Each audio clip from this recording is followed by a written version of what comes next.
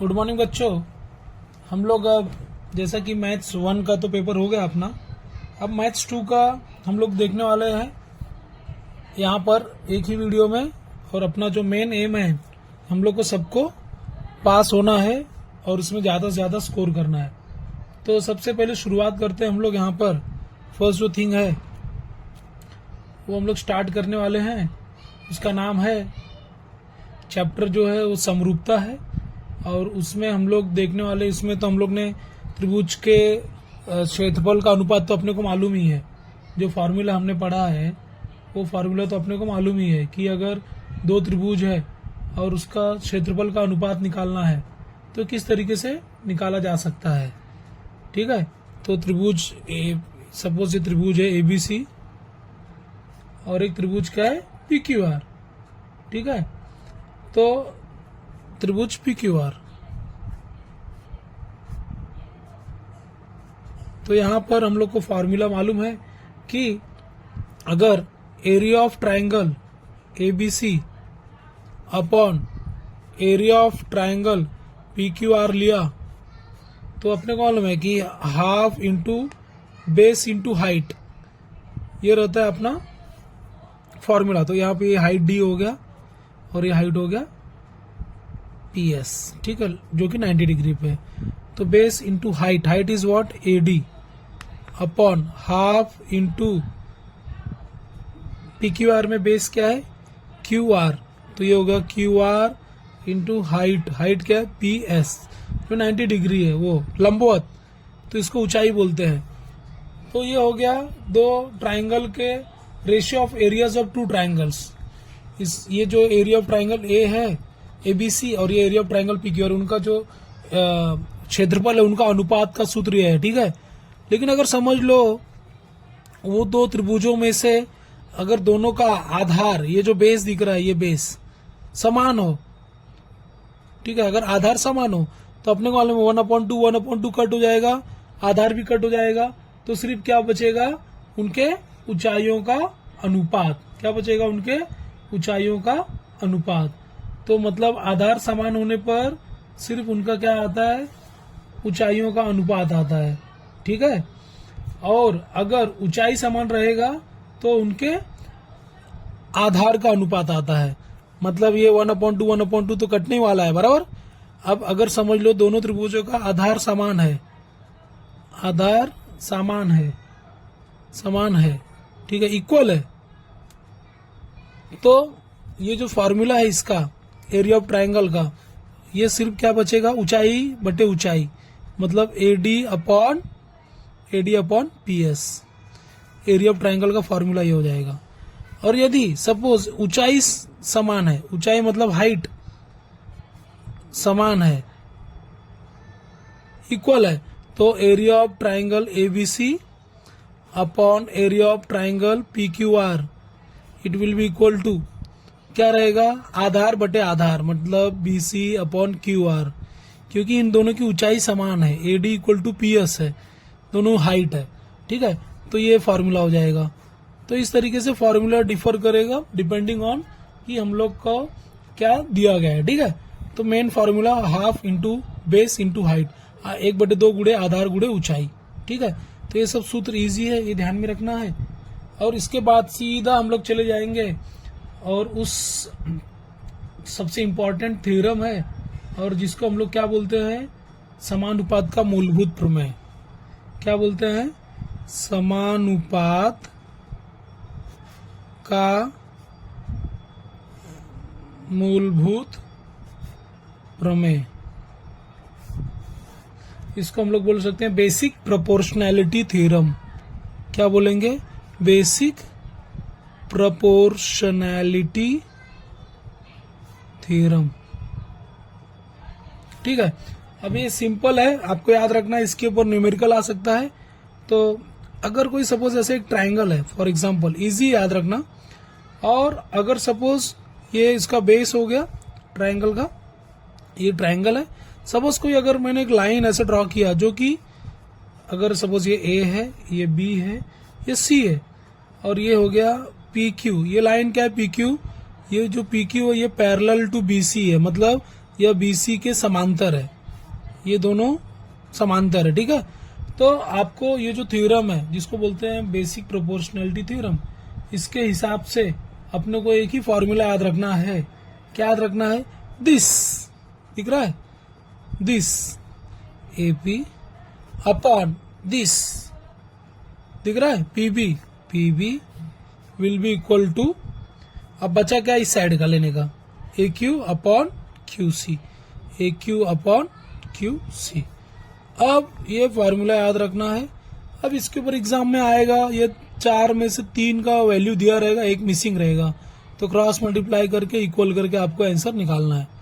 जैसे अगर सपोज आपको AP दिया गया है 6, ठीक है, और PB दिया गया है 12, AQ दिया गया है 5 और क्वेश्चन बोला है कि QC इक्वल टू व्हाट, तो ये जो बेसिक प्रोपोर्शनल थ्योरम के अकॉर्डिंग ये कंडीशन तो दिया ही गया है, ठीक है। तो हम लोग क्या करेंगे, सबका वैल्यू रखेंगे। AP की जगह पे 6, PB की जगह पे 12, AQ की जगह पे 5, QC का वैल्यू निकालना है। तो अभी क्या हो जाएगा बताओ यहाँ पर, देयरफॉर QC इंटू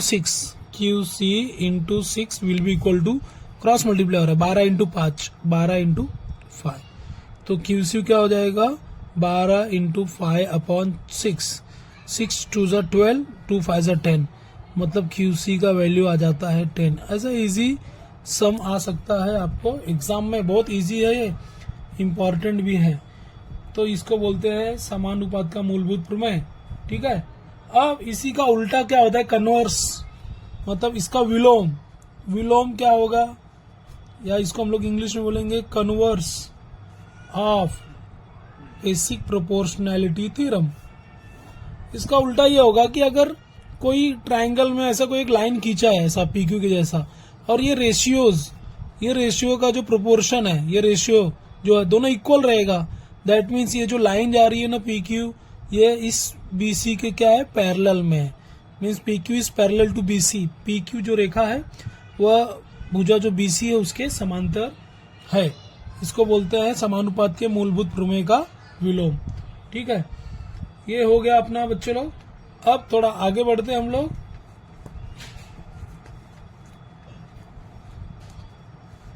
अब नेक्स्ट जो है अपने को पढ़ना है, नेक्स्ट फार्मूला जो अपने को याद रखना है कि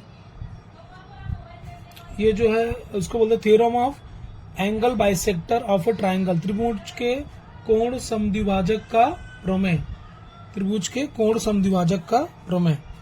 तो अब हम लोग नेक्स्ट देखते हैं।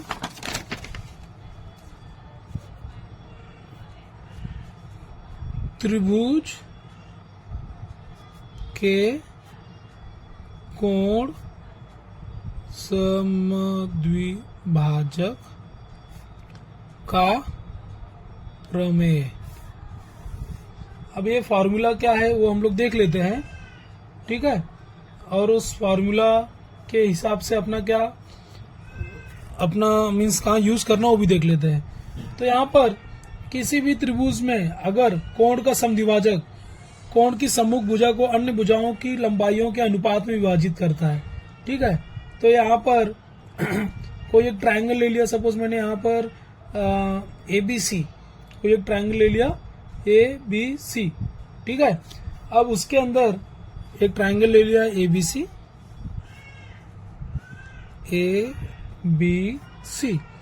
ठीक है, और वहां पर ये जो एंगल दिख रहा है, चलो यहां से लेते हैं, ये A हो गया, ये B हो गया, ये C हो गया, ठीक है, ये हो गया। और उसमें ये जो दिख रहा है ये लाइन क्या कर रहा है, ये लाइन, ये जो एंगल है, ये कोण और ये कोण, ये एंगल, मतलब ये ACE ये एंगल और BCE ये एंगल, दोनों क्या इक्वल है, तभी तो ये दोनों क्या हो गया, एंगल इक्वल है, बराबर। तो ऐसा कंडीशन दिया गया है, ठीक है। तो यहाँ पर अपने को फॉर्मूला क्या याद रखना है, AE upon EB equals to CA upon CB। Again ये जो फॉर्मूला है इम्पोर्टेंट है, इसमें कैसे याद रखना है आपको कि अगर कोई ट्रायंगल है उसमें अगर कोई कोण जो है, एंगल को अगर समझ लो ये किया हम लोग ने, डिवाइड किया है, बाइसेक्टर कोई एक लाइन है जो उसको समद्विभाजित करती है, तो उस वक्त वहां पर एक फॉर्मूला अपने को आता है जिसको बोलते हैं त्रिभुज के कोण समद्विभाजक का प्रमेय। ए ई दिख रहा है, जो कोण समद्विभाजित होगा उसके सामने वाली भुजा लेने का, ए ई अपॉन ई बी। हम लोग ने ये ए ई लिया अपॉन ई बी, ठीक है, इक्वल टू, अब अपने को जहां से स्टार्ट किया था, हम लोग यहां से स्टार्ट किए, तो सी ए अपॉन सी बी।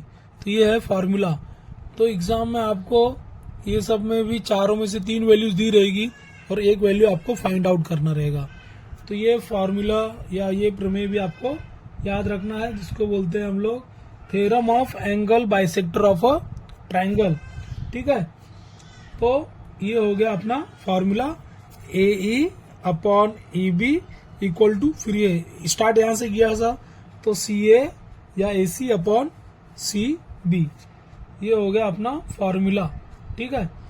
अब इसी प्रकार एक और फॉर्मूला हम लोग पढ़ने वाला है। भाई, सब फॉर्मूला के ऊपर न्यूमेरिकल आ सकता है, या आपको मालूम होगा कि एक्टिविटी टाइप का क्वेश्चन आता है जिसमें बॉक्स दिया रहता है, फिलअप टाइप का, आपको उसमें वो सब वैल्यूज पुट करना रहता है, ठीक है। आजकल वैसे आता है। अभी जो नेक्स्ट है, 3 समांतर रेखाएं तथा उनकी तिर्यक रेखा का गुणधर्म। 3 फॉर्मूला देखते हैं। 3 समांतर रेखाएं तथा उनकी तिर्यक रेखा का गुणधर्म, तिर्यक रेखा का गुणधर्म, ये अपने को फॉर्मूला वापस से पढ़ना है। तो 3 समांतर रेखा है, तो मैंने ड्रॉ कर दिया, ये एल हो गया, ये एम हो गया, ये एन हो गया। तीनों में क्या यहाँ पर समांतर है, ठीक है, एल एम एन, ये तीनों भी क्या हो गए, समांतर हो गए। अब उनका तिर्यक रेखा, मतलब हम लोग क्या कर रहे हैं, यहाँ पर ट्रांसवर्सल लाइंस खींच रहे हैं, तिर्यक रेखा, ठीक है। तो चलो ये एक मैंने खींच दिया तिर्यक रेखा और ये दूसरा, ठीक है। तो अब इसका सबका नाम लिख देते हैं, A B C P Q R. खास बात क्या था, एल एम एन, ये तीनों क्या थे, समांतर रेखाएं थे। एल समांतर एम समांतर एन, ये होगा तब, और ये जो मैंने 2 तिर्यक रेखा खींचा है तब। अब यहाँ पर जो फॉर्मूला आएगा वही इंपॉर्टेंट है, और वो फॉर्मूला आपको याद रखना है। तो लेटस सबसे पहले हम लोग देख लेते हैं formula, A B upon B C equal to P Q upon Q R. यहाँ ट्राइंगल नहीं है, यहाँ पर 3 समांतर रेखा, 3 पैरेलल लाइन्स आर देयर, और यहाँ पर उसकी तिर्यक रेखाएं खींची गई है। तो सिंपल में याद रखना बहुत इजी है, ए बी दिख रहा है, पहले मैंने ये लिया, upon B C equal to P Q दिख रहा है, अपॉन क्यू आर। तो ये है, इसमें भी सेम है कि आपको आ सकता है यहाँ पर इसके ऊपर बेस्ड न्यूमेरिकल सॉल्व करने के लिए। तो बहुत ही इजी है ये, इसको बोलते हैं 3 समांतर रेखाएं और उसके तिर्यक रेखा का गुणधर्म, ठीक है। अब हम लोग थोड़ा और आगे बढ़ते हैं। ये सब के ऊपर बेस्ड हम लोग को क्या करना है, न्यूमेरिकल सॉल्व करना है, ठीक है। थोड़ा आगे बढ़ते हैं हम लोग जो देखने वाले वीडियो में खास करके कि हम लोग को 40 में से कम 20 से 25 मार्क तो मिल ही जाए, तो हम लोग का फोकस हो रहेगा कि सबको पास होना है, ठीक है। और हम लोग को मालूम है कि test of similarity of triangles, जो ए सब तो हम लोग ने पहले भी पढ़ा है, ठीक है। तो हम लोग को उनका जो कॉन्ग्रुएंसी है, वो उसके थ्योरम्स फॉर्मूलेस हम लोग को 9th में भी थोड़ा हम लोग ने पढ़ा था, वो सब एकदम सिंपल है। अब आगे बढ़ते हैं हम लोग, और बच्चों लोग अभी हम लोग जो नेक्स्ट देखने वाले हैं, जिसके ऊपर बेसिकली आ सकता है एग्जाम में, नेक्स्ट देखते हैं अभी हम लोग।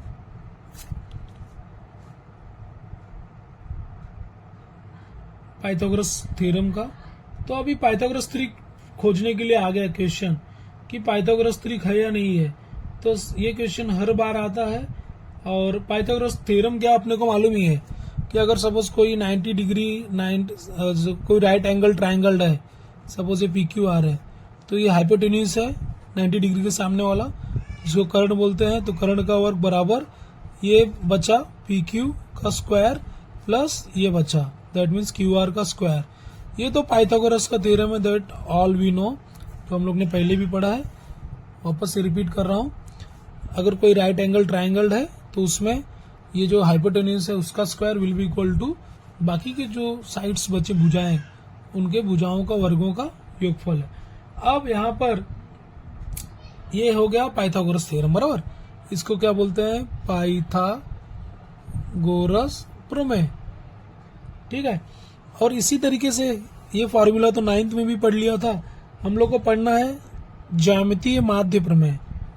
ज्यामितीय माध्य प्रमेय मतलब अगेन हम लोग एक फॉर्मूला देखने वाले हैं, बहुत ही ये इंपॉर्टेंट है। तो ये फॉर्मूले के अनुसार क्या होता है, देखो यहाँ पे अगर कोई 90 डिग्री वाला या जिसको राइट एंगल ट्राइंगल बोलते हैं ऐसा कोई है, ठीक है, PQR क्या है? एक 90 डिग्री वाला है ट्राइंगल, तो ये होगा PQR, ठीक है। और यहाँ से हाइपोटेन्यूज के ऊपर भी एक क्या किया गया है? एक 90 डिग्री का एक लाइन खींचा गया, मतलब इसके ऊपर लंब है। That means we can say कि यहाँ पर QS जो है ये 90 डिग्री बना रहा है किसके साथ? PR के साथ। तो QS ये इसके ऊपर क्या है? लंब है। तो ये देखो कंडीशन, ऑलरेडी ये 90 डिग्री था और यहाँ पर 90 डिग्री से ही सामने वाली भुजा के ऊपर क्या किया है? एक लंब खींचा गया है। तो यहाँ पर एक सूत्र बनता है जो कि बहुत ही इंपॉर्टेंट है और इसके ऊपर बेस्ड न्यूमेरिकल आते हैं बहुत बार। और वो जो सूत्र है मैं लिख रहा हूँ, समझ जाओ आप, इजी है। जो आपने लंब खींचा है QS उसका स्क्वायर बराबर दिस QS का स्क्वायर बराबर ये भी 90 डिग्री है, बराबर। अब बाकी का किसके ऊपर लंब खींचा? इसके ऊपर। तो जो दोनों भी यहाँ पर भुजाएं के अंदर जो भी रेखाखंड दिख रहे हैं, क्या दिख रहे हैं? PS और SR, PS और SR, PS गुणे SR, इसी को बोलते हैं ज्यामितीय माध्य का प्रमेय और ये पाइथागोरस का प्रमेय है। और इंग्लिश में इसको बोलेंगे थ्योरम ऑफ ज्योमेट्रिकल मीन, ठीक है। तो ये आपको ज्यामितीय माध्य का प्रमेय भी ध्यान में रखना है, ठीक है, सिंपल एकदम, ओके। अब हम लोग थोड़ा और आगे बढ़ते हैं।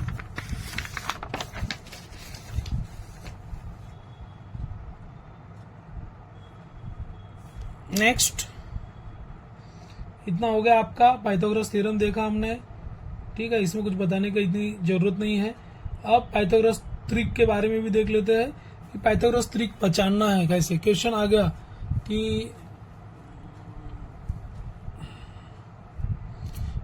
गया कि ये कोई भी नंबर दिया रहेगा, ठीक है, जैसे 3, 5, 4, पूछेंगे ये पाइथागोरस का त्रिक है या नहीं है।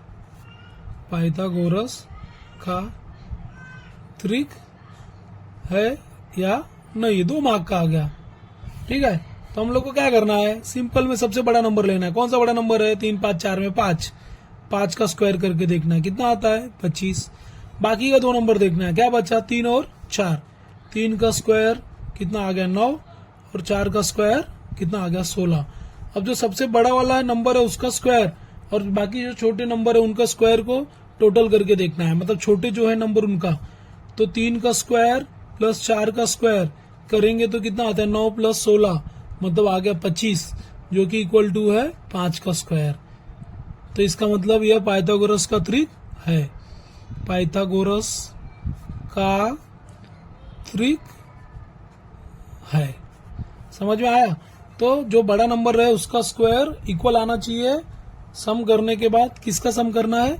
बाकी जो 2 नंबर है उनके स्क्वायर का टोटल करना है।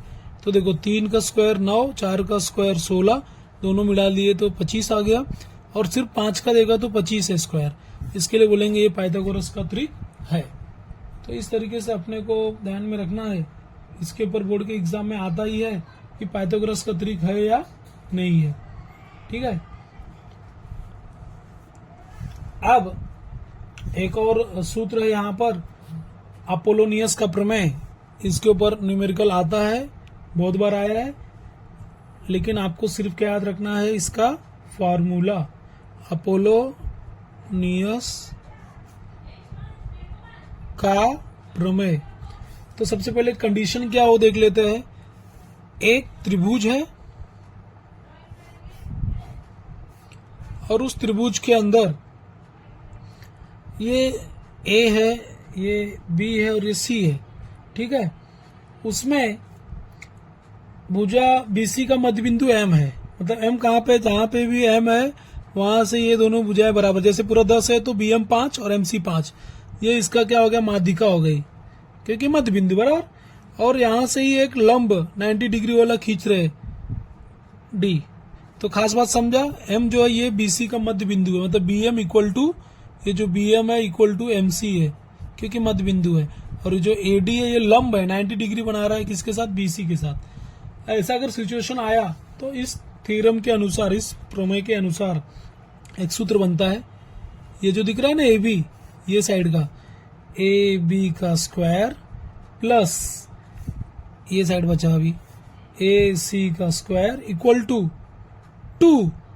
अब ये जो माध्यिका दिख रही है आपको ए एम, तो 2am का स्क्वायर प्लस 2।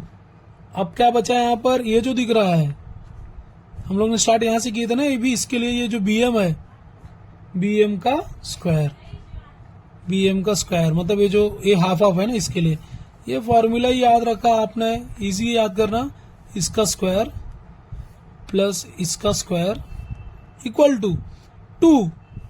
ये जो माध्यिका दिख रही है, ये दिख रहा है ना, ये ए एम का स्क्वायर प्लस 2 बी एम का स्क्वायर। इस तरीके से आप फॉर्मूला याद रख सकते हैं। इसके ऊपर बेस्ड आपको क्या न्यूमेरिकल आ सकता है, बहुत इजी है, ठीक है। अब हम लोग थोड़ा सा आगे बढ़ते हैं, हम लोग सर्कल चैप्टर की तरफ जाते हैं। सर्कल चैप्टर में भी पूरा तो पूरा नहीं छोड़ सकते, अगर आपको डिफिकल्ट लग रहा है कुछ तो करके जाना होगा। तो हम लोग को मालूम है कि अगर कोई सर्कल में अगर कोई सर्कल में दो सर्कल, एक सर्कल दोनों टच कर रहे हैं एक दूसरे को, ठीक है। इसके ऊपर कैसे क्वेश्चन 1 मार्क का आता है कि अगर सपोज दो सर्कल बाहर से टच कर रहे हैं, ये इसका सेंटर हो गया और दूसरा सर्कल ये है उसका सेंटर हो गया, तो दोनों के बीच के सेंटर का डिस्टेंस फाइंड आउट करने बोला तो क्या आ जाएगा, R1 प्लस R2 अगर बाहर से टच कर रहे हैं। लेकिन अगर अंदर से टच कर रहे हैं, सपोज ये R1 है और एक दूसरा जो सर्कल है वो ऐसा है, ठीक है, तो उस टाइम पे आपको क्या करना पड़ेगा, माइनस करना पड़ेगा। सपोज ये जो था बड़े वाले सर्कल का R1 था, छोटे वाले सर्कल का रेडियस था R2, तो R1 माइनस R2 क्या रहेगा, दोनों भी सर्कल यानी वृत्त के केंद्र की बीच की दूरी, वृत्त के केंद्र के बीच की दूरी। तो ध्यान में रखना है, अगर बाहर से स्पर्श कर रहे हैं तो जोड़ना है, और अगर अंदर से स्पर्श कर रहे हैं तो इसके ऊपर 1 मार्क का सवाल आपको एग्जाम में आता है, ठीक है। तो इस तरीके से आप कर सकते हो, ठीक है, ठीक है। तो बच्चे लोग ये सिंपल, इसके ऊपर न्यूमेरिकल 1 मार्क का आएगा, हर बार आता है आपको। अब यहाँ पर कुछ प्रमेय है या थ्योरम जिसको बोलते हैं, वृत्त जीवा लंब प्रमेय, तो हमने 9th में भी पढ़ा है, ये सब कुछ बताने की जरूरत नहीं है। कि कोई अगर वृत्त है ऐसा, ये उसकी जीवा हो गई कॉर्ड, ये केंद्र है, तो केंद्र से सपोज केंद्र O है और ये कॉर्ड है ए बी से अगर कोई लंब डालेंगे, वृत्त के जीवा पर डाला गया लंब जीवा को समद्विभाजित करता है, ठीक है। मतलब ये AC और CB ये क्या होगा, इक्वल होगा। इसी को क्या बोलते हैं, वृत्त जीवा लंब प्रमेय, ठीक है। तो वृत्त के केंद्र से जीवा पर डाला गया लंब जीवा है और ये दोनों इक्वल होगा। ये तो आपको इतना बताने की जरूरत नहीं है, बहुत ही सिंपल है। आगे बढ़ते हैं, अभी हम लोग आगे हम लोग 2-3 फार्मूला देखने वाले हैं, ठीक है। और वो फार्मूला आपको याद रखना है, ठीक है। स्पर्श रेखाखंड का प्रमेय, स्पर्श रेखाखंड का प्रमेय मतलब जो टेंजेंट रहता हो, तो सिंपल है। अगर वृत्त के कोई बाह्य भाग में स्थित बिंदु है, सपोज अगर ये कोई वृत्त है सर्कल और यहाँ पर कोई एक बिंदु है D, तो अगर वहां से हम लोग जो स्पर्श रेखा खींचते टेंजेंट, एक यहाँ आ गया टेंजेंट, एक यहाँ आ गया बराबर, तो ये जो टेंजेंट है, सपोज ये डीपी हो गया और ये क्यू। देखो बच्चे लोग, अभी हम लोग स्पर्श रेखाखंड का प्रमेय देख रहे हैं कि यदि कोई स्पर्श रेखाखंड मतलब बाह्य बिंदु से वृत्त के ऊपर अगर कोई रेखाखंड ऐसा स्पर्श रेखा है तो ये दोनों की जो दूरी है पी डी और डी क्यू, ये दोनों इक्वल रहेगा। हम लोग को जो नेक्स्ट पढ़ना है, चक्रीय चतुर्भुज के सम्मुख कोण संपूरक होते हैं। ठीक है, संपूरक होता है मतलब वो 180 डिग्री होता है। तो जो वृत्त है उसके अगर ऊपर चारों बिंदु स्थित है तो जो चतुर्भुज बनता है उसको क्या बोलते हैं, चक्रीय चतुर्भुज। उनके सम्मुख कोणों के मापों का योगफल 180 होता है। तो जैसे देखो, ये ए है और ये सी है, तो ए और सी मिला के 180। उसी तरीके से बी और डी मिला करके 180। अब अपने को पेपर में यहाँ पर 3 प्रमेय के ऊपर 2 मार्क का क्वेश्चन आ सकता है, इजी एकदम। जीवा अंत छेदन प्रमेय, मतलब अगर कोई वृत्त है उसके अंदर जीवा एक दूसरे को कट कर रहे हैं तो उनका गुणा करने का मतलब ए ई गुणे ई बी इक्वल टू सी ई गुणे ई डी, ये हो गया जीवा अंत छेदन प्रमेय। उसी प्रकार जीवा बही छेदन प्रमेय, मतलब कोई बिंदु बाहर है वृत्त के, ये तो जीवाएं अपने को मालूम है ए बी और सी डी, तो उसमें सिंपल है पूरा लेने का, ए से लेके ई तक की दूरी ए ई गुणे ई बी, जो को बाहर का दिख रहा है वो इक्वल टू पूरा सी ई गुणे ई डी। और सबसे आखिरी है यहाँ पर स्पर्श रेखा छेदन रेखाखंड प्रमेय। सिर्फ फॉर्मूला याद रखेंगे, एक ये स्पर्श रेखा है और ये छेदन रेखा है। इसमें प्रमेय क्या बोलता है, पहले हम लोग छेदन रेखा लेंगे पूरा, ये जो ई ए बाहर दिख रहा है ई ए गुणे ई बी, मतलब पूरा जो दिख रहा है ना आपको, ये रेखाखंड लेना ई बी इक्वल टू स्पर्श रेखाखंड ई टी दिख रहा है ना आपको, ई टी का स्क्वायर। इस तरीके से आप ये तीनों फॉर्मूले के ऊपर आपको 2 मार्क का न्यूमेरिकल यानी कि सम यानी कि क्वेश्चन आ सकता है बोर्ड के एग्जाम में। अब हम लोग जो पढ़ने वाले हैं बच्चे लोग, उसका नाम है निर्देशांक भूमिति। और निर्देशांक भूमिति में हम लोग सबसे पहले पढ़ने वाले हैं दूरी का सूत्र, डिस्टेंस फार्मूला। दूरी का सूत्र क्या है, x2 माइनस x1 का होल वर्ग प्लस y2 माइनस y1 का होल वर्ग। ठीक है, अब समझ लीजिए कोई बिंदु है A, उसका निर्देशांक है 2 और 3, B का निर्देशांक है -2 और 2। तो जो पहला वाला रहता है नंबर वो x1 है, तो x1 इक्वल टू 2। दूसरा जो रहता है 3 जो दिख रहा है ना, A का y वाला निर्देशांक 3, y1 हो गया 3। B का जो पहला जो दिख रहा है वो क्या है, x2 -2। B का जो दूसरा दिख रहा है 2 है, तो ये क्या हो गया, y2। सूत्र के हिसाब से लगाएंगे, x2 की जगह पे -2 आ गया, x1 की जगह पे यहाँ पर 2 आ गया, और हम लोग को फाइनली -2 -4 का स्क्वायर 16, 2 में से 3 गया -1, और -1 का वर्ग 1 होता है, तो 16 और 1 17। ठीक है, इस तरीके से हम लोग इतना तो देख लिए। ठीक है, अब हम लोग थोड़ा आगे बढ़ते हैं, जो इजी है पहले हम लोग वो देख लेते हैं बच्चे लोग। ठीक है, अब यहाँ पर मध्य बिंदु का सूत्र जो है वो देख लेते हैं। क्या देख लेते हैं, मध्य बिंदु का सूत्र, मध्य बिंदु का सूत्र। ठीक है, मिड पॉइंट फार्मूला। कोई बिंदु है यहाँ पर A और कोई बिंदु है यहाँ पर B, उसका कोई बीच में एक बिंदु है P, तो उस P का निर्देशांक क्या होगा। A का x1 y1 है, B का x2 y2 है, तो P का जो निर्देशांक होने वाला है, P का भी तो कोई तो भी एक x का रहेगा और एक y का रहेगा, है ना। तो उसका जो निर्देशांक होने वाला है x का मान और y का मान, तो x का मान क्या लिखने का यहाँ पर, x इक्वल टू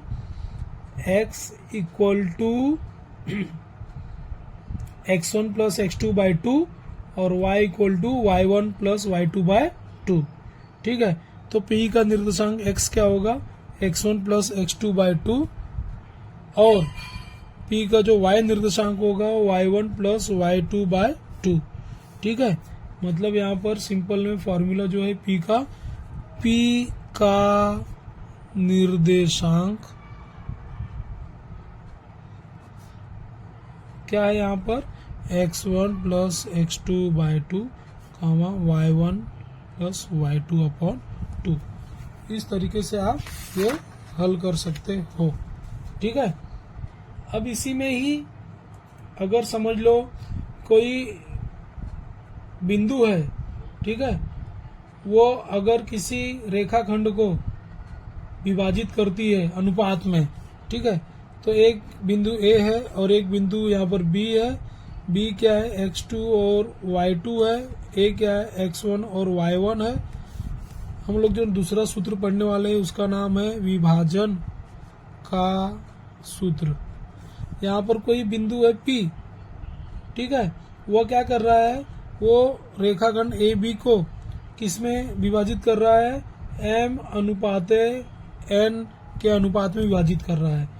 तो जो सूत्र हम लोग को मिलने वाला है विभाजन करने वाले बिंदु के निर्देशांक का सूत्र, विभाजन कौन सा बिंदु कर रहा है, P, किसके अनुपात में, M अनुपाते N में।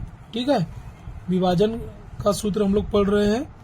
विभाजन के सूत्र में एक बिंदु A है और ये B है।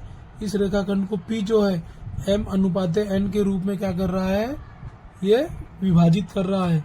तो ये जो P का निर्देशांक जो रहेगा उसका जो सूत्र है, मतलब विभाजित करने वाले बिंदु P का निर्देशांक का सूत्र क्या हो जाएगा यहाँ पर, ठीक है, विभाजित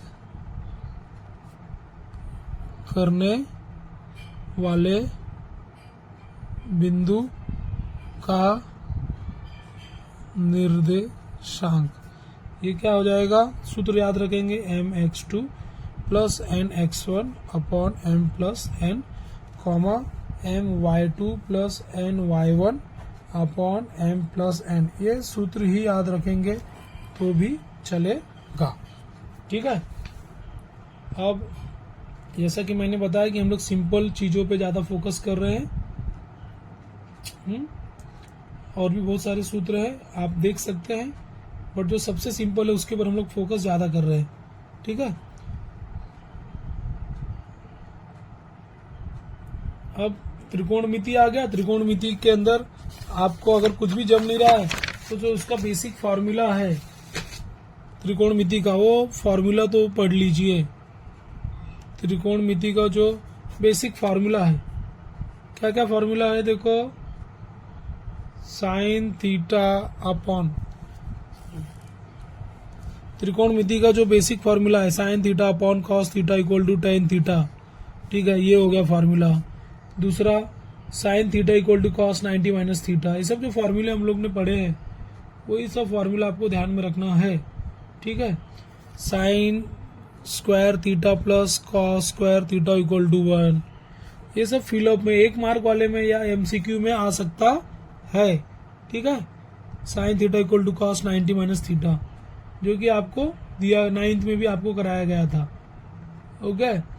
तो इसमें आपका जो साइन थीटा का कॉस थीटा का जो चार्ट है वो ध्यान में रखना है। उसका ट्रिक मैं हल्का सा बता देता हूँ। ठीक है। यहाँ पर कोण लिखना है 0 डिग्री, 30 डिग्री, 45 डिग्री, 60 डिग्री और 90 डिग्री। यहाँ पर लिखा मैंने साइन थीटा। ठीक है। तो साइन 0 0, साइन 30 1/2, 45 1/, करनी में 2, 60, करनी में 3/2 और ये 1। कॉस थीटा उल्टा स्टार्ट करना अपने को, मतलब यहाँ पर साइन 91 था तो यहाँ पास कॉस 0 क्या है 1। 60 जो था करनी में 3/2 तो कॉस 30 हो जाएगा करनी में 3/2। उसके बाद ये 1 करनी में 2 सेम रहने वाला है। मतलब यहाँ से स्टार्ट किया, अब उल्टा हम लोग ये जो यहाँ आएगा ये यहाँ आएगा ये यहाँ कॉस 60 होगा 1/2 और ये देखो 0 था तो ये 0। अब ये दोनों फॉर्मूला मालूम है अपने को साइन और कॉस का। अब इस तरीके से अपने को मालूम है कि sign theta upon cos theta tan theta, और अपने को मालूम है कि जो कॉट थीटा होता है वो टेन थीटा का उल्टा होता है। तो cot theta equal to tan theta का 1/10 थीटा, और साइन थीटा जो रहता है वो कॉसेक थीटा का उल्टा होता है। ये फॉर्मूला है। और हम लोग को मालूम है जो कॉस थीटा है वो सेक थीटा का उल्टा होता है, इनवर्स। ये सब चीजें हम लोग बेसिक याद रखेंगे तो छोटे छोटे सवाल इसके ऊपर आधारित हम लोग कर सकते हैं।